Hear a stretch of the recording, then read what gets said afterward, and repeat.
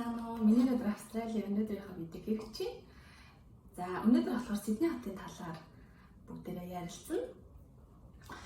За Сидней хотын талаар гэх юм бол Сидней хотыг бол би дэлхийд дэх хамгийн үзэсгэлэнтэй хот гэж бол нэрлэнэ. Яагаад гэвэл барилга байгууламж яг ингээд дээр үеийнхаа барилга байгууламжийг аваад үлдсэн тийм.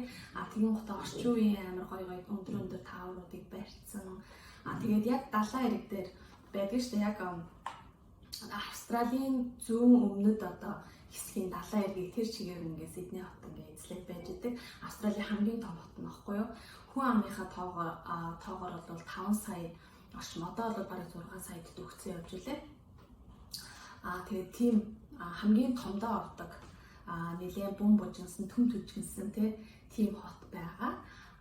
Яг далаа дээрээс харахад бол үнэхээр үзэсгэлэнтэй, шөнийн цагаар ч юм уу өдрийн цагаар харсан ч гэсэн үнэхээр үзэсгэлэнтэй байдаг. Яг үзэсгэлэнтэй гэж яриад байгаа вэ гэхээр жоохон яваал ингээл явж байгаа л харахаар амар гоё юунууд паркууд байдаг. Яг тийм ногоон яг ингээд байгалаар ингээд паркууд нөгөө нэг ногоон хэсгүүдийг аваад үлдсэн байдаг байхгүй яг мод зоттой яг зүлэг ногоотой юу гэдэг те тэдний хотын төвд ч гэсэн амар том юм паркууд амар олон байдаг.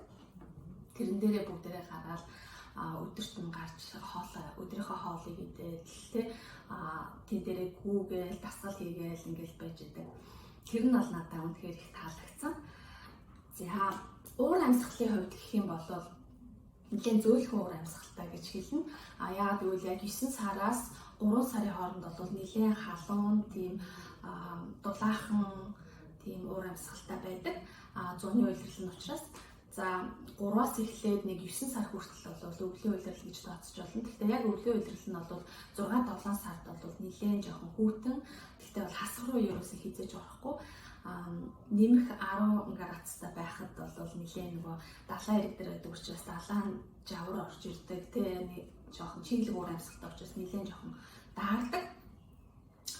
Тэгээд өвлийн улиралд бол апартмент буюу одоо яг орон сууцнд амьдрал айгүй зүгээр дулаахан байдаг. Зуны улиралд бол одоо юнит гэж нэрлэдэг. Тийм тоосон байшинд амьдрал айгүй гоё сэрүүхэн байдаг. Тийм байгаа. Байрны хувьд гэх юм бол би бол өмнөх бичлэг дээрээ бас ярьжсэн хүмүүс монголчууд маань ингээд нэлээд шеэрлж амьдардаг. Тэгэх юм бол илүү арай жоохон хямдхан тусдаг гэдээ ярьжсэн тийм. Гэхдээ яг гэр бүлээрээ одоо нэг өрөө байр түрээслээд амьдрыг гэх юм бол ойролцоогоор хотын төвд биш хотоос жоохон зайдуу тийм. Хот руу нэг 20 минут тренер явчих газар бол нэг 450-аас нэг 400-ийн хооронд 400-аас 400-ийн хооронд 7 хоногийн долларын хооронд нэг түрээслэх боломжтой байдаг. Энэ нь бол сарын одоо $1800 түрээсийн байранд гэр бүлээрээ амьдрах боломжтой гэж харж болно. За яг 2 бедрумтай байр гэх юм бол арай жоохон одоо $400-500 ч юм уу 7 хоногийн болчдөг. Тэгэхээр монголчууд бид нар яадаг вэ гэхээр 2 бедрумыг аваад 1 бедрумаа одоо түрээсэлждэг байхгүй. Тэгэхээр арай нэг жоохон гайгүй болоод 7 хоногийн 300 ороод ирэхээр арай жоохон хөнгөн санагддаг. Яагаад гэвэл бид нар чинь энд зөвхөн амьдраад ингээд ажиллаад ингээд байгаад байгаа юм биш үү те.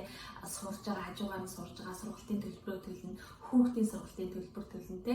Хүүхдүүд маань одоо мастерын сурж байгаа бол хүүхдийн сургалтын төлбөр 50%-аар хөнгөлөгдөн. Юунд сурж байгаа бол нөгөө коллеж сурж байгаа бол 80%-аар хөнгөлөгддөг. Тэгээ хэдий бэлтгэж сурж байгаа бол шууд 100% хүүхдийнхээ төлбөрийг сургалтын төлбөрийг төлөх шаардлагатай болдог. Тэгэхээр нэлийн одоо хүүхдтэйгээ ирж байгаа хүмүүсийн хувьд гэх юм бол сургалтын төлбөрийг бас бодолцож үзээд өөрийнхөө сургалтын төлбөрийг бас бодож үзээд яг байр түрээслэх мөнгөө бодож үзээд за тэгээд ажиллах одоо тийм хамгийн бага цалингаараа бодож үзээд тэгээд яг одоо би болж гин үү те миний одоо Сидней дэх амьдрал маань болох нь гэдгийг бол яг тэгж тооцож үзэх хэрэгтэй гэж би бол хэлмээр байна. Хотод монголчууд маань юу хийгээд байна вэ? Ямар ажил хийдэг вэ гэдэг талаар яриа те. За зөвхөн монголчууд гэлтгүй ер нь бол гадаадууд амар олон одоо орны цагаач иргэдүүд маш их олноор одоо Сидней рүү ирж байдаг жил болгон. За тэгээ гадаадын хүмүүс энд юу хийдэг вэ гэхээр ихэвчлэн жоохон харбор ажлуудыг барьж авч хийдэг. Яагаад гэвэл харбор ажлууд нь амархан олдоцтой. Тэгээд ямар нэгэн визний одоо юу шаардахгүй тий. Тэгээд хэл ус нэг шаардахгүй учраас маш хурдан боломжтой ажлуудыг барьж байгаа. За манай монголчуудын хувьд гэх юм бол эрэгтэйчүүд нь төмөрөн дээр ажилладаг тий. Нөгөө барилгын арматур зангиддаг ажил хийдэг. За Uber гэдэг нөгөө нэг таксинд явдаг тий, бас Uber Eats гэдэг нөгөө хоол хүргэдэг тийм хүргэлтэнд явдаг. Одоо бол маш олон залуучууд бас шууданд ажиллаж байна, шуудан хүргэдэг.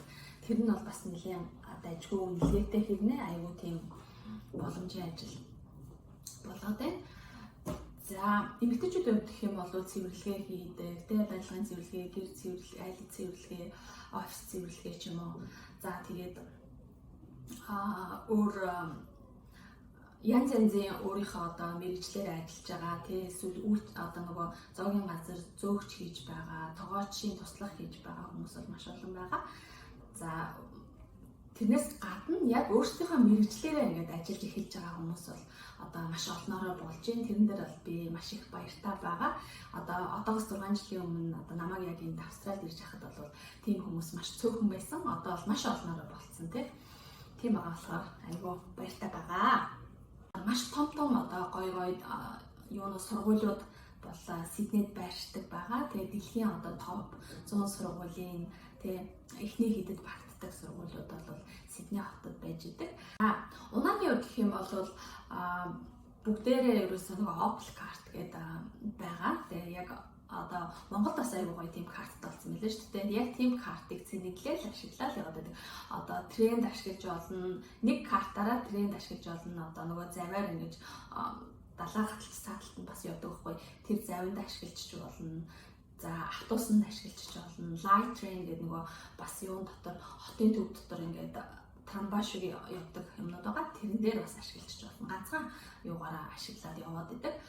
Тэгээд яг Opel-ийн хувьд гэх юм бол бас 7 хоногийн нэг хүний зардал бол ойролцоогоор нэг $50-80 болдог.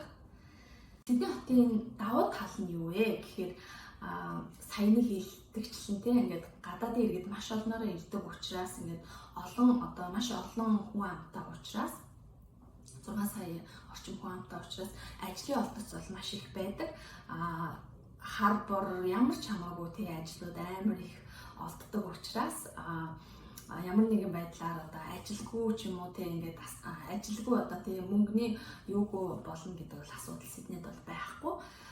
За дээр нь болохоор маш том одоо гой юунаас сургуулиуд бол Сиднейд байршдаг байгаа. Тэгээ дэлхийн одоо топ 100 сургуулийн тий эхний хідэд багтдаг сургуулиуд бол Сидней хотод байж идэг. За дээр нь болохоор уур амьсгал олон одоо бусад хотуудтай харьцуулахад би нэлээд олон энэ хотуудаар нь явж үзсэн. Бусад хотуудтай харьцуулахад бол нэлээд тийм хурдан тийм одоо тэпийн тий ингээд бужинсан тийм жоохон завгүй төрлийн ийм хот байгаа. Тэгээ тийм завгүй төрлийн байдаг учраас манай Улаанбаатартай айгүй адилхан санагддаг. Тэгээд монголчуудад бол айгүй айтайхан болол одоо шууд суурьшихад тий айгүй эвтэйхэн байх болно. За бусад хотууд бол маш тайван тий одоо яг гадаадын одоо Европын орнуудаар явж үзчихсэн бол амар тийм тайван нэг тийм налгар тийм одоо чимээгүй тийм хотууд байдаг. Сидней бол арай бужинсан тийм хот байгаа. Монголчууд илүү тохиромжтой гэж үзэж байгаа.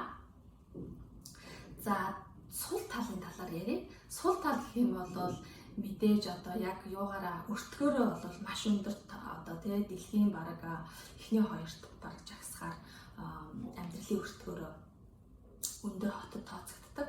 Яагаад гэвэл байрны түрээс маш өндөр байдаг тий одоо унаа унш одоо тий автобус тренд явдаг зардал өндөр байдаг. За бас дээр нь сургуулийн төлбөр тий одоо том их дээд сургуулиудад сурахад бол бас маш өндөр төлбөрийг бол төлдөг байгаа. Тэгэхээр өртгийн хувьд бол нэлээд өндөр туснаа. Гэхдээ давуу тал дээр нэрсэн тий ажил олдцол бол маш сайн байдаг гэж.